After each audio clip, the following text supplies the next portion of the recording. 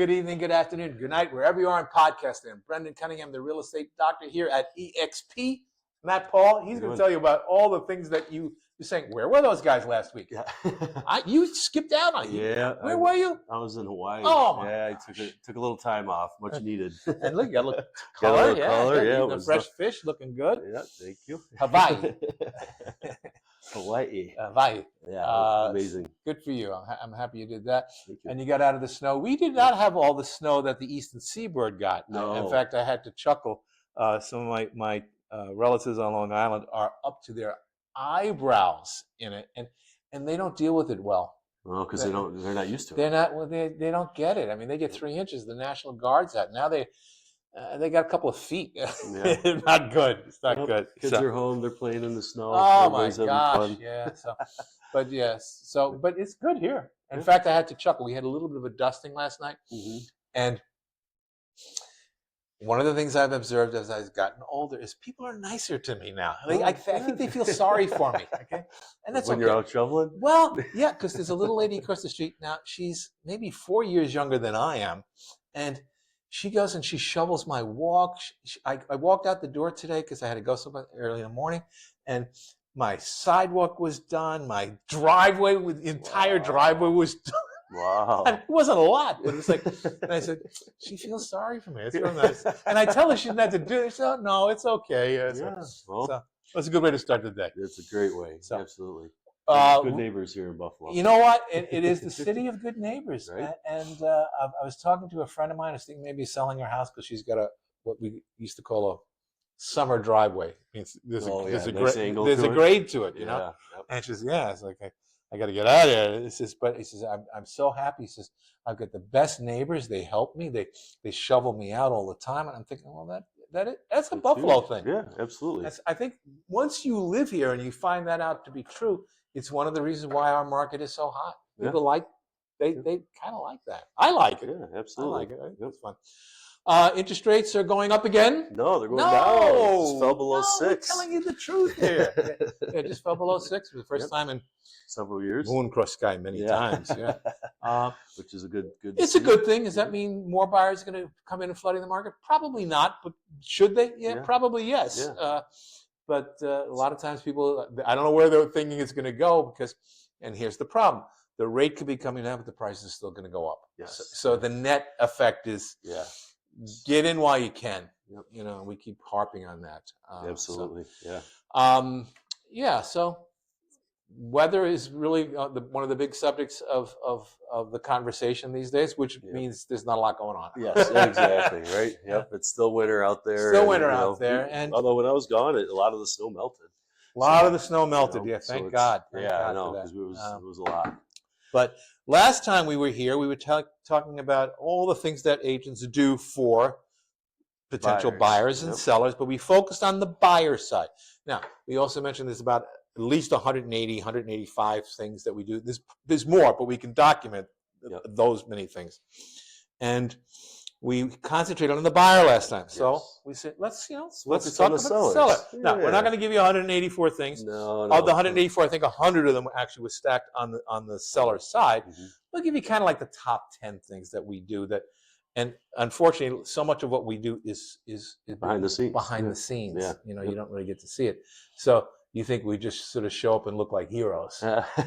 There's more to a lot of work to get to that. It's like the Olympics. These guys, they're working their way to get into the Olympics like for years, years and years and years and years, and sometimes they wash out before they finish with the Olympic trials. Yeah. So, Yep. All right, so let's take it away. On the seller side, take it number one. So prepare, present comparative market analysis, which we talked about. There's competitive market analysis and comparative. And I like the competitive one better than the comparative one because the competitive one says, okay, listen, if I have $500,000, what can I do with it? I can buy your house or I can buy this house. If I buy this house, this one has 10 bedrooms. You only have 5 bedrooms. Okay, let's factor that in. You can shop by comparison. Yes, okay? Correct. But I want to know what my competition is. Yep. Because before going to market, So I think it's the bigger piece of the equation. Yep. But it's all information. So we do that. And we do both usually. And we do because if you have a right hand, that's great. But if you have a left hand, now you can do this. And, yeah. Two hands make more sense. We assist with the seller's disclosure forms so that they're legally in compliance. There's a lot of forms that sellers are required to do, whether they use a real estate agent or not. And it's up to us to make sure that you know what the forms are, know what's supposed to go in the forms so that you're compliant. And how to properly fill them out. Like our property condition disclosure, you can say unknown. You That's can. an option. And what does that mean, though? Yeah. Okay, that means if you know anything, you have to tell us. Yes. You can't. And lots of times we'll see people fill out, I don't know anything. Yep. And we say, you know what? This is going to be a difficult form for you because you've lived in the house for 25 years, and if something goes wrong, that was what we call a latent defect. It's going to be pretty hard for you to argue that you didn't know about it because you lived here for 25 freaking years. And it's not, it has been ongoing for how many? Yeah. And a lot of times, something symptomatic as simple as like water in the basement. I don't know if I've had water in the basement. You've lived here for 25 years and you don't know? Yeah. I think you'd kind of know. Absolutely. I mean, unless it was walled off and you could never get to the basement, then you wouldn't know. No. Yep. But that's usually not the case. So sometimes you need us to protect you from yourself.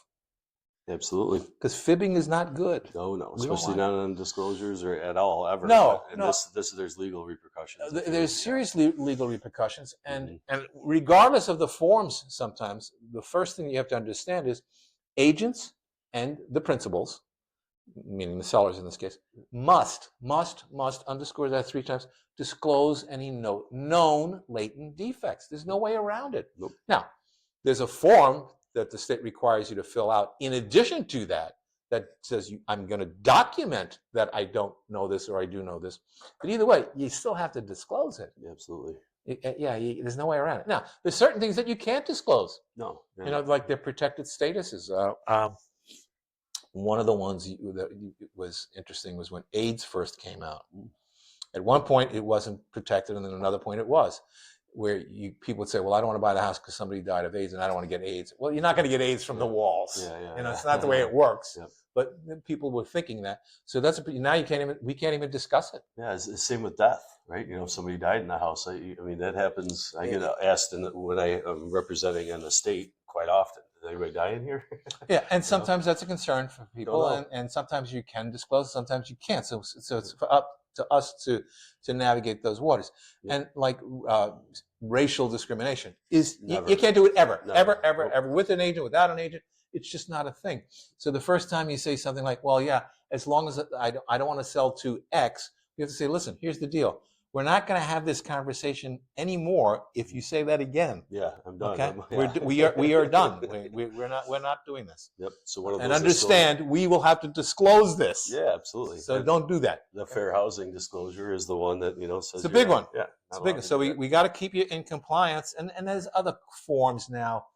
There's lead-based paint things. They just keep coming up with them. But either way, we have to stay on top of that so that you can be protected legally. As well as knowing the required ones that you need to fill out. Number 3. So entering property details into the MLS for broad exposure. So that's that's skills-based, right? Like it's skills-based, and you really need to know details of these properties when you're listing them. I can remember one of my agents was putting a listing in for the very, very first time.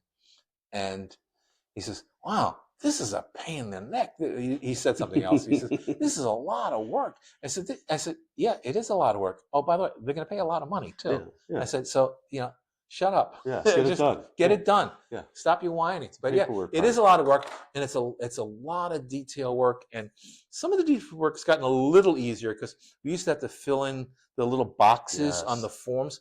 Now we can do it electronically. It's a little bit easier because I have really poor small motor skills. I had a tough time getting the things in the little boxes. The boxes were tiny. Oh my God! Yeah, you need an electron microscope to see, and then you'd have only so many words you could put to describe the property, and you'd be in the middle of the word and you'd be over your limit.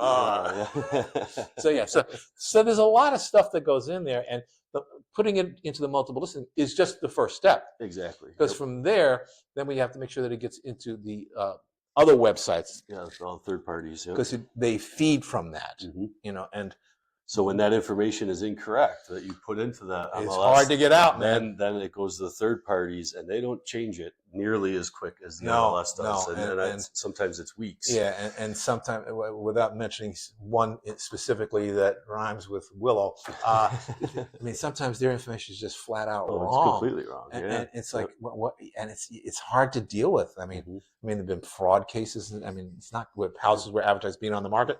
Yeah, that weren't. They're not on the market. Yeah. People are showing up on the door. Is this an open house? Not that I know of. I live here, and it's not on the market. So so we have to monitor that, and sometimes it's not so easy. So, Nope. All right, you're up. So coordinate professional photography, staging, marketing materials, virtual tours. Marketing, the marketing is how are we gonna get this thing sold? Yeah. You know, Yep. it's a big deal. I mean, most people think we stick the sign on the ground and what is it? That song, wishing and hoping and dreaming and praying. Yeah, we walk. No, that's not how it happens. No. You're reaching out to people that maybe that are in your network that were looking for something similar to that you can try to get them aware of. I mean, we're calling other brokers that we know that have buyers that are looking for this certain type of property. So you're really being as proactive as you can. And one of the things, like with the sign, you would think, well, when something goes on the websites and all this, everybody knows about it. You still want that sign on the ground, because eventually somebody's going to want to take the information that they found either online or through their agent, and they actually want to hopefully physically visit your house. Yep. Don't make it a treasure hunt. I know. That's the easiest way for them to spot the house among 50 houses on the street is you have a sign in the front. And unfortunately, especially in Buffalo, if you're in the city, it gets dark in the wintertime around 4:45. Yep. You don't have a sign up, it's impossible to find your house. And I hate walking up and knocking on doors saying, is this house on the market? Because don't please. Rural properties as well. Rural, my God. You may not even know where the property is or the lines or with a setback. So sometimes we're going to force you to help yourself on this. Say, listen, I know you don't want the sign for whatever goofy reason, but here's the deal. Yep. If you don't want your neighbors to know, that's not a good reason, because you want your neighbors to know, because chances are the buyer for your house is probably known by one of the neighbors. Yeah. Because they visited them and they like that street, and they say, if there ever is a house that comes up, could you let us know? Oh, there's one right here. Yep. So. Yeah, that's important. Yeah. So other things that we do. We're not going to get to all 100. Nope. We gather buyer agent feedback after showing and recommend price marketing adjustments. Now, sometimes getting feedback from agents is like pulling teeth. Yeah. Lately, from a chicken. Yeah. Sometimes they don't want to do it. Some people actually argue, well, it's not in my interest to tell you. Why should I help you? There's maybe a germ of logic to that, but either way, we still want to get some information and feedback. Be professional and help the let's help each other. Let's help each other out. Yeah. We help the sellers. We help the buyer. We can. Yep. So evaluate incoming offers with. This is one of the big ones. Negotiating. This is one of the big ones, because absolutely. If you're the seller and you want to get the most for your house, chances are you want an agent that's going to figure a way to curry multiple offers. And I don't want to say pit one against the other, but that's the net result. And then you need somebody to navigate, because it's not always as obvious as you think. This guy could have a higher price, but do you really want to go through a 3-week inspection period? Yep. No, maybe not. Yeah, deciphering through all the information, especially in multiple offers, there's so much thrown at you. It's really where we earn our keep. Is on the multiple offer scenario, and there's still multiple offer scenarios. They're very, very common. Yeah, and especially in Western New York. Very, very common. And then sellers not cheat, helping the seller understand that if they accept that offer, roughly what they're going to walk away with. Because there's things in there. There may be commissions built into it, or there may be some other things and there's certainly the soft cost of searches and surveys, paying the attorney fees and things like that. Title search. Yep. All these things come off the top. Yep. So you're up.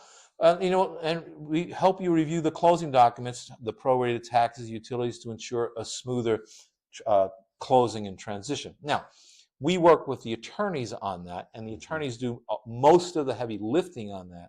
But we set it up. We're kind of like quarterback the transaction to get it to them. So we throw the ball, and then they run it in. But that's a big part of what we do. And I always tell people, I said, in a real estate transaction, we do a lot of things. And I can go through 184 things that we're going to do for you. I said, but you know what? Where we really earn our money is when the electronic ink is dry on the contract. That's when our real work begins. That's when we're suited up, we're on the field, and we're playing the Patriots and the Chiefs on the same day. And the goal is to get it to close. And hey, right? One goal. And I thank you. I've never had one never close, never ever. And a lot of people think it's oh well, I have a good closing rate. I closed 96%. Hey, that's 4% that you didn't close. So I'm at 100% over the years, and that's when I tee it up, it stays teed up and it gets right off the. Yeah, I have never had no reason for it. If you do what you're supposed to do, it's like I don't want to be the guy who say, listen, the operation went wonderfully. Oh, the patient died, but the operation we really did a great job suturing. No, that's not how it works. We got to make sure that you live to tell the tale, and so you can say, listen, these guys were awesome. Right? We got it done. So that's just a little preview of what we do on the sales side, and more stuff will be happening in the next couple of weeks for sure, because we're starting to get a break in the weather. Take it away. Yeah, thank you for tuning in. Please smash that like and subscribe button. Yes, and let us know if there's anything that we haven't discussed that that we can get in a little deep dive in and explain a little. Send us your questions when you subscribe. We love that. Yeah, and in the meantime, I'm Brendan Cunningham, the real estate doctor here at EXP, and together we are those real estate guys.